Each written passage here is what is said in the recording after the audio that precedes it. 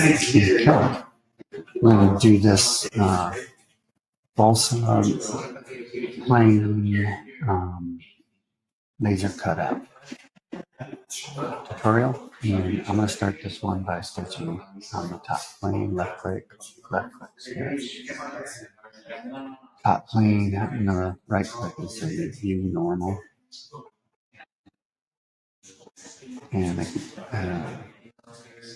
first thing we want to do is add the center point rectangle. And I'm just going to drop that down. And then I want to dimension it. So we have the dimension tool, and I come up here. And this board is 36 inches.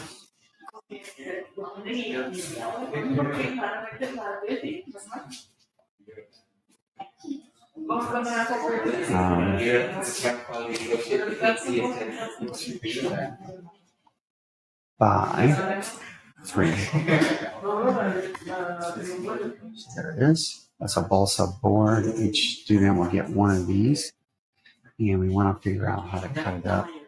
And so I might go to my old faithful Mr. Spine tool. And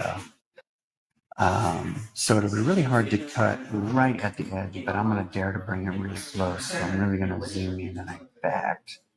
I might end up and then I'm going to put it right there, and then I'm going to escape in the keyboard because I want to modify this a little bit. This is also going to have to come down.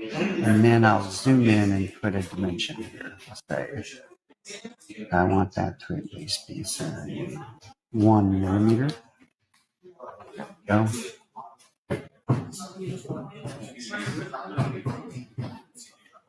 So now I'm going to also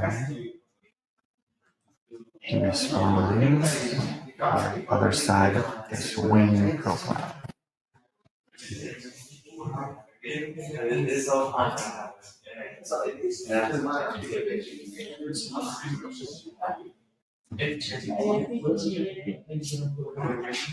I'm gonna go ahead. Oops. Let's do that. I was gonna say is I'm gonna end up making this, trying to make this symmetric about the this line. So I just need to go ahead and put that line in, and now be able to and the mirror. You got to select the mirror line to see the blue box at the top, mirror line, and then what do you want to mirror? This and this. Now, how much of that did I use? I used quite a bit of it, so I don't have much left for my fuselage. I'm going to try and maximize that and maybe think about cutting my fuselage in a way that I can nest my elevator in with it. And, you know, we can still kind of change certain elements. You can see that mirror rule really helps. It's kind of fun to sit in here. Trying to get this to what you want it to be. Okay.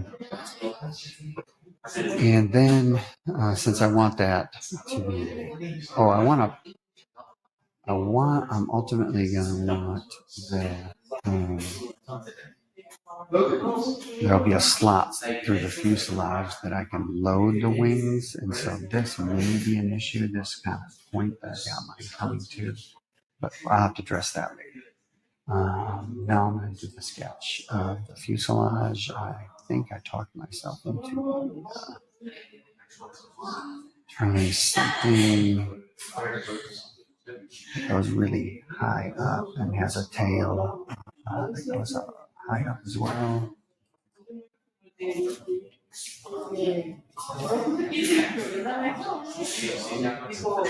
we go. And I can try this again and say, this thing will pinch away, or no, it won't dimension till it's fine. Too hard.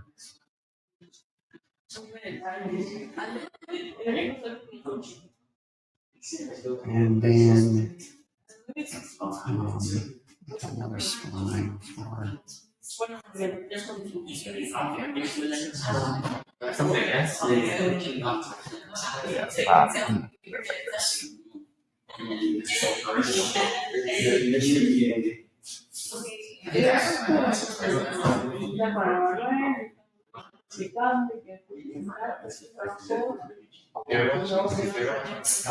all right, and actually it needs to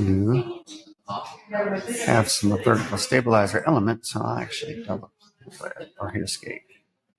Be done with that, and then I need the slot in this for the wing to sit through. So I'm just going to put this in and then dimension it. It's 0.125 and 1/8 of an inch. That's a standard material width. So we're 1/4 inches and 3/16 and so on up. And then also dimension this. And this one, I'm just going to say 6 for right now. But what I need to do is come over here and measure this. So I go to the measuring tape. I highlight the line, and you see down here on the right, it's basically got to be a 3-inch slot. There we go. Now, I'm going to make it bigger because that'll give me some adjustability in this. So, maybe I do 5. That's probably more. I'm going to try 4.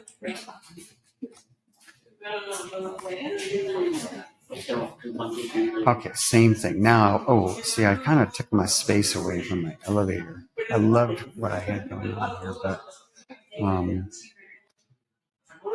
I have got to get an elevator. So over here, where that is tied right there, actually that is tied right there. I need to delete that. So I highlight it, delete on the keyboard.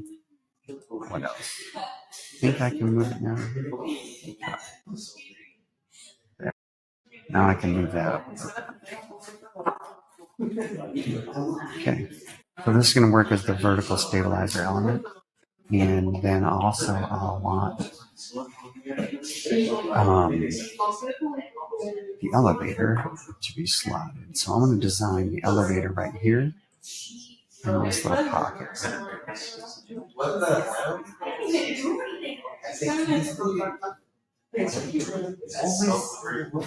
I'm going to double click right there. Put in a vertical line element here. Escape. And then mirror this over again. So over this line, that mirrored. So you see it's a little bit long. I'm going to pull this back. There we go. And then also I'll need a slot on this. So I'm going to put in the center point rectangle feature. Like this. And then I'll get out my snizzers. Snip, snip, snap.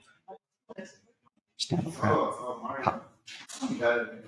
Snap.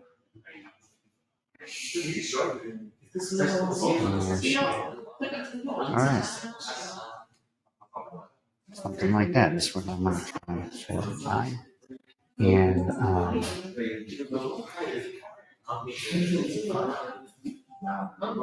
then now what we're going to do, by the way, once I finish up this video, is now we can be able to take these images. Actually, the laser cutter really only needs an image, and it can cut this pattern. And it can also save a 2D pattern file to have put over to the laser cutter. Okay, that's it for now. Thanks for tuning in.